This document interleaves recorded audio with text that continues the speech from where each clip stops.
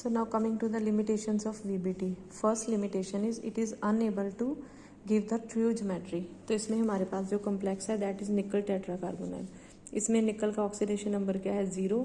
इसमें unpaired electron कितने हैं 3d84s2. क्योंकि कोई भी इलेक्ट्रॉन लूज नहीं हुआ तो अनपेड इलेक्ट्रॉन कितने आएंगे इसमें 2 अनपेड इलेक्ट्रॉन. अब दो पॉसिबिलिटीज हैं. One is sp3 other is dsp2. दोनों में ही नंबर ऑफ अनपेड इलेक्ट्रॉन क्या आएंगे 0. यानी कि दोनों की ही मैग्नेटिक मोमेंट क्या आएगी same. Right. So this is first limitation कि हम वीबीटी से ये ज्योमेट्री होएगी या ये ज्योमेट्री हम प्रिडिक्ट नहीं कर सकते. Second limitation is to differentiate between tetrahedral and square planar complex. तो इसमें हम कॉम्प्लेक्स लेंगे कॉपर टेट्रामाइन. इसमें 3 पॉसिबिलिटीज हैं sp3, dsp2 एंड sp2d. ये 3 पॉसिबिलिटीज हैं इस कॉम्प्लेक्स की कॉपर टेट्रामाइन की. सो इसमें कॉपर कौन से ऑक्सीडेशन नंबर में है 2 पॉजिटिव में और इसमें 1 अनपेड इलेक्ट्रॉन है. फर्स्ट पॉसिबिलिटी है कि हो सकता है कॉम्प्लेक्स में sp3 हाइब्रिडाइजेशन हो और अनपेड इलेक्ट्रॉन कहाँ पे रिजाइड करे 3d ऑर्बिटल में. सेकेंड पॉसिबिलिटी ये है कि dsp2 हाइब्रिडाइजेशन हो और ये जो इलेक्ट्रॉन है इसको हमने शिफ्ट कर दिया कौन से ऑर्बिटल में p में. तीसरी है पॉसिबिलिटी कि हमने इलेक्ट्रॉन को शिफ्ट नहीं किया बल्कि लाइगेंड ने ही नेक्स्ट ऑर्बिटल को यूज कर लिया. नाउ 1 बाय 1 हम देखते हैं कौन सा पॉसिबल है. तीनों केसेस में अनपेड इलेक्ट्रॉन 1 1 1 है. दैट मीन्स तीनों की ही मैग्नेटिक मोमेंट क्या आएगी सेम. अब इसमें से जो बेस्ट सूटेबल ज्योमेट्री है दैट इज sp2d. sp2d. सो हमें बेस्ट पॉसिबल जो लग रही है वहाँ पे sp2d है कि हमने इलेक्ट्रॉन को शिफ्ट नहीं किया कि लाइगेंड को शिफ्ट किया है. But if we compare sp2d and dsp2 right. अगर सपोज करो कि हम इसको एक्सेप्ट करते हैं dsp2 को, लेट्स से कि dsp2 हाइब्रिडाइजेशन है तो इसमें क्या होना था इलेक्ट्रॉन इधर शिफ्ट हो गया. अगर इलेक्ट्रॉन इधर शिफ्ट हो गया means this electron is available to be released और to be removed. It means कि इस केसेस में क्या होता अगर इस कॉम्प्लेक्स में dsp2 हाइब्रिडाइजेशन हाइब्रिडाइजेशन होती तो copper 2 should be easily ionised into copper 3 क्योंकि ये एक इलेक्ट्रॉन बाहर पड़ा हुआ है that can be easily lost. But this conversion is energetically unfavourable means ये पॉसिबल नहीं होता है. तो dsp2 क्या हो गया डिस्कार्ड. इसका मतलब इन तीनों में से जो सबसे डिफरेंट है that is sp2d. No doubt ligand को अपने 2 इलेक्ट्रॉन बाहर शिफ्ट करने पड़े बट ये इलेक्ट्रॉन शिफ्ट नहीं हो रहा. Another thing copper 2 is stable than copper 3 positive. That means ये इलेक्ट्रॉन जो है that is not available for removal, that is not available for ionisation क्योंकि ये अंदर वाले ऑर्बिटल्स में पड़ा हुआ है. तो ये हो गई हमारी सेकेंड लिमिटेशन. नेक्स्ट लिमिटेशन है जी it is unable to differentiate between dsp3 and sp3 hybridisation. So it is unable to differentiate between dsp3 and sp3d hybridization. तो सबसे पहले हम लेंगे कॉम्प्लेक्स. ये कॉम्प्लेक्स है ट्राईइथाइल फॉस्फीन. 3 हैलोजेंस है. निकल का ऑक्सीडेशन नंबर क्या है +3. निकल की कॉन्फ़िगरेशन होती है 3d84s2. तो यहाँ पे कितने अनपेयर्ड इलेक्ट्रॉन होने चाहिए 3 unpaired electron. Now there are 2 possibilities dsp3 and sp3d hybridisation. अगर हम dsp3 हाइब्रिडाइजेशन लेते हैं दिस वन तो एक ही अनपेयर्ड इलेक्ट्रॉन होना चाहिए. अगर हम sp3d लेते हैं तो अनपेयर्ड इलेक्ट्रॉन कितने होने चाहिए 3. नाउ मैग्नेटिक ससेप्टेबिलिटी वैल्यू किसके अकॉर्डिंग आती है अकॉर्डिंग टू 1 अनपेयर्ड इलेक्ट्रॉन. तो इस कॉम्प्लेक्स की कौन सी ज्योमेट्री है यानी कि कौन सी हाइब्रिडाइजेशन है dsp3 with unpaired electron. Again अगर हम यहाँ पे मैग्नेटिक मोमेंट को ना यूज करें तो ये दोनों में से कौन सी स्ट्रक्चर पॉसिबल है VBT इसको एक्सप्लेन करने में फेल है. So fourth is it is unable to distinguish between d2sp3 and sp3d2 जिनको हम इनर ऑर्बिटल कॉम्प्लेक्स बोलते हैं. Example manganese cyanide 6 4 negative. Oxidation number of manganese 2 positive. कितने इलेक्ट्रॉन 5. 3d5 है तो अनपेड इलेक्ट्रॉन. नाउ यहाँ पे 2 पॉसिबिलिटीज हैं. वन इज d2sp3 यानी कि अंदर वाले d ऑर्बिटल यूज हुए. वो तभी पॉसिबल है अगर इनकी हो एक पेयरिंग. और पेयरिंग करने के लिए we need a strong field ligand. So suppose करो ये अपने स्ट्रॉन्ग फील्ड लाइगेंड की नेचर को शो करता है, यहाँ पे पेयरिंग हो जाती है and we are having only one unpaired electron. Second option is कि पेयरिंग नहीं होती है, तो कितने अनपेयर्ड इलेक्ट्रॉन होंगे? 5। अब जैसे हमने मैग्नेटिक मोमेंट वैल्यू कैलकुलेट की, that correspond to the presence of one paired electron. Again हमने किसको यूज़ किया? हमने मैग्नेटाइजेशन को यूज़ किया। So this is the limitation of VBT। Next point is it is unable to predict hybridisation without knowing their magnetic susceptibility. तो जितने भी हमने अभी एग्जाम्पल्स लिए हैं वहाँ पे सबसे बड़ी सपोर्ट किसकी रही है? या तो मैग्नेटिक ससेप्टेबिलिटी या फिर XRD। वो केसेस जहाँ पे दोनों पॉसिबल ज्योमेट्रीज में मैग्नेटिक ससेप्टेबिलिटी सेम आती है, वहाँ पे हम किसकी हेल्प लेते हैं? XRD की। फॉर एग्जाम्पल FeFe हेक्सासाइनोफेरेट 3 है। अब यहाँ पे भी 3d5 है, 5 अनपेयर्ड इलेक्ट्रॉन है। अगेन अगर D2sp3 हाइब्रिडाइजेशन होती है तो एक ही अनपेयर्ड इलेक्ट्रॉन होना चाहिए, लो स्पिन होना चाहिए। अगर 5 अनपेयर्ड इलेक्ट्रॉन है तो क्या होना चाहिए?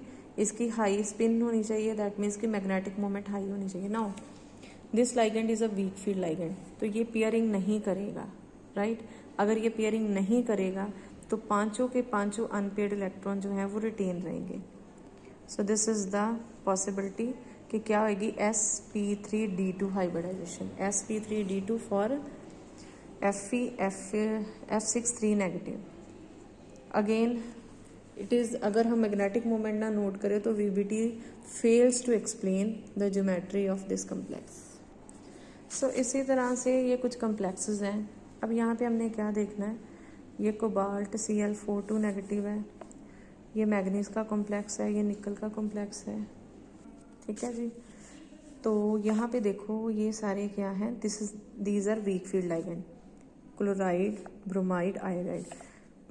तो इसको याद करने का वे ये है कि जब भी हमारे पास वीक फील्ड लाइगेंड होंगे तो वो पेयरिंग नहीं कर सकते, तो हम बाहर वाले ऑर्बिटल्स को यूज़ करेंगे।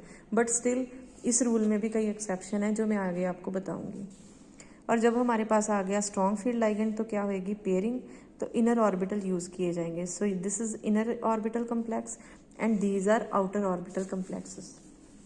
Similarly carbonyl, it is a strong field ligand, pairing हो गई। अब अमोनिया के केस में, यानी कि जब हम अमाइन यूज़ करते हैं, कहीं पे ये पेयरिंग नहीं करता, ठीक है, और कुछ केसेस में ये पेयरिंग करेगा। फॉर एग्जांपल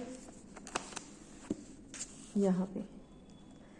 सो अगेन हमें कुछ कम्प्लेक्सेस को थोड़ा सा क्रैम करना पड़ेगा, बट जो बेसिक रूल वो यही है कि अगर आप स्ट्रॉन्ग फील्ड लाइगेंड यूज़ कर रहे हो तो वो पेयरिंग करेगा, इनर ऑर्बिटल कम्प्लेक्स बनेगा। अगर आप वीक फील्ड लाइगेंड यूज़ कर रहे हो तो पेयरिंग नहीं करेगा, और आउटर ऑर्बिटल यूज होंगे तो हमारे पास जो कम्प्लेक्स बनेगा that will be outer orbital complex.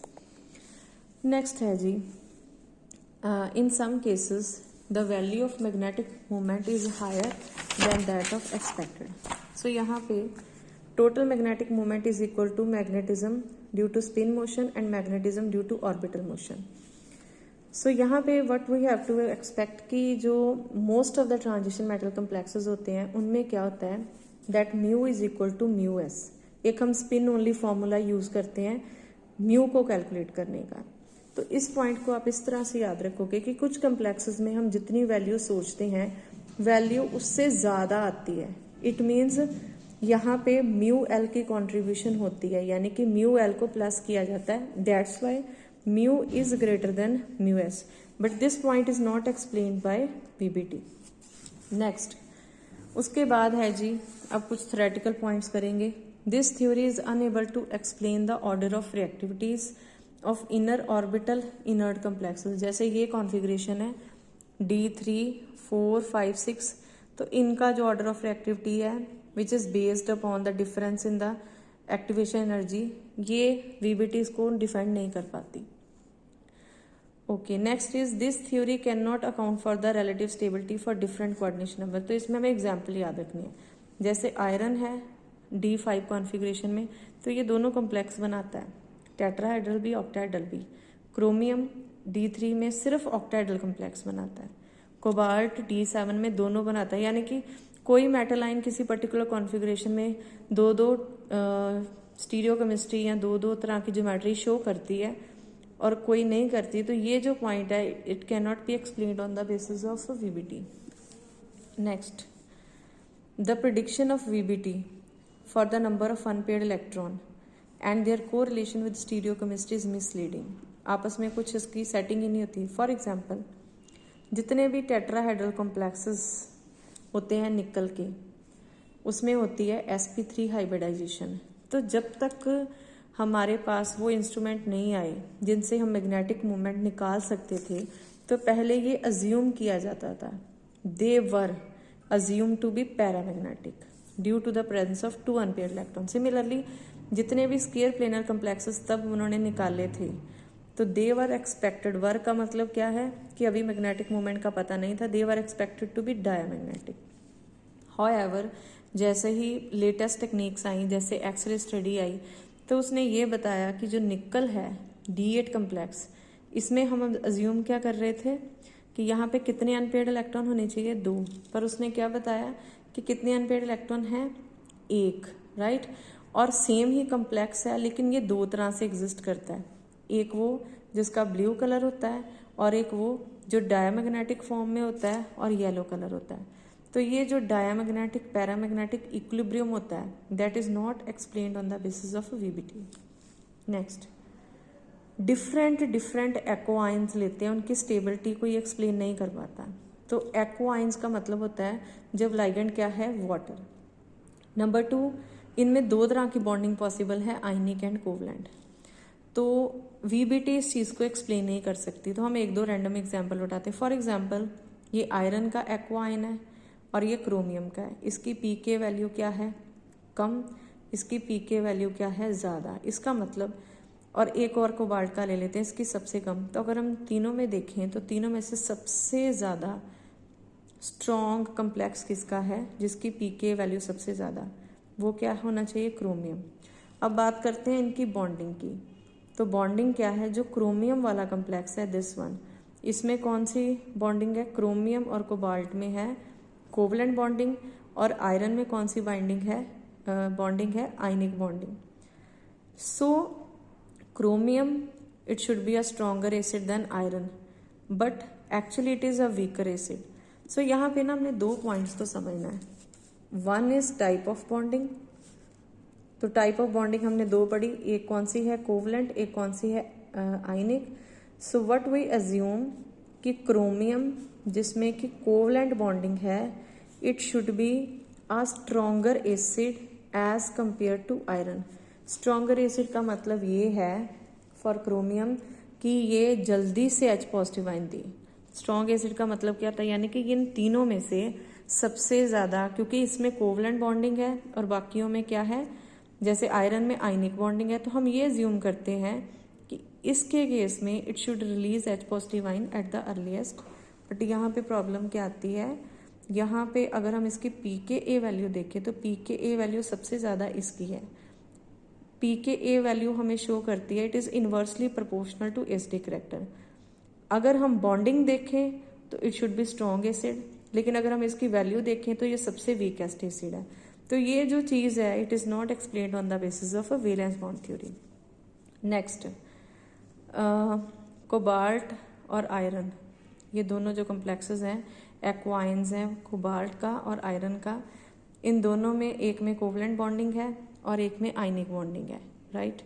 तो जैसे ही हम इसको सॉल्वेंट में डालते तो एक आयन एक्सचेंज होता है. आयन एक्सचेंज का मतलब फॉर एग्जांपल जैसे आप इसको पानी में डालोगे, लेट्स से कि आपने वाटर ऐसा लिया जिसमें 18 आइसोटोप है, तो आप देखोगे कि ये एक्सचेंज होते हैं.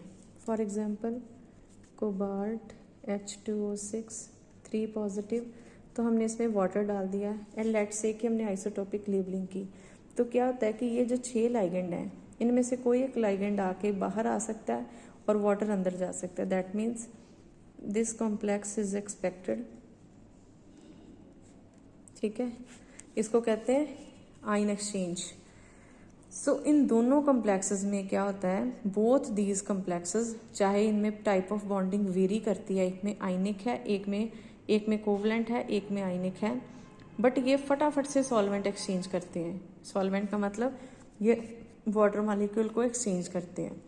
So we can say even they have different type of bonding, पर दोनों में एक चीज़ कॉमन है कि दोनों में ही सॉल्वेंट एक्सचेंज फास्ट होता है. सो this thing is not explained on the basis of VBT. Another point is it is unable to explain the unusual type of magnetic moment. तो यहाँ पे जो हम एग्जाम्पल लेंगे in point number 11 that is with respect to cobalt. Cobalt होती है D7 configuration. D7 का मतलब 1 2 3 4 5 6 और 7. तो इसमें कितने अनपेयर्ड इलेक्ट्रॉन हैं? 3 unpaired electron. So corresponding to 3 unpaired electron इसकी मैग्नेटिक मोमेंट कितनी होनी चाहिए? 3.87 बोहर मैग्नेटॉन. यानी कि अगर म्यू को सिर्फ म्यू एस के अकॉर्डिंग लें तो म्यू एस इज 3.87. लेकिन ये जो वैल्यू होती है that is in the range of 4.4 to 4.8. सो ये जो एक्सेस ऑफ वैल्यू है it can be explained on the basis of कि यहाँ पे क्या है, there is orbital contribution. So this thing is not, यानी कि जो ऑर्बिटल कॉन्ट्रीब्यूशन वाला कंसेप्ट है it is not explained by VBT. Next thing is it is unable to account for the relative rate of analogous metal complexes. For example, ये iron का complex है phenanthrene के साथ, ये मैग्नीज का है. अब इन दोनों कम्प्लेक्सेस का एक डिसोसिएशन रेट होता है. डिसोसिएशन मतलब कि मेटल लाइगेंड बॉन्ड टूटने की स्पीड. तो हम ये देखते हैं कि ये जो आयरन वाला कम्प्लेक्स है इसमें ये रेट स्लो है. कौन से मीडियम में? एसिडिक मीडियम है, यानी कि मेटल लाइगेंड बॉन्ड स्ट्रॉन्ग है इसके केस में as compare to this complex.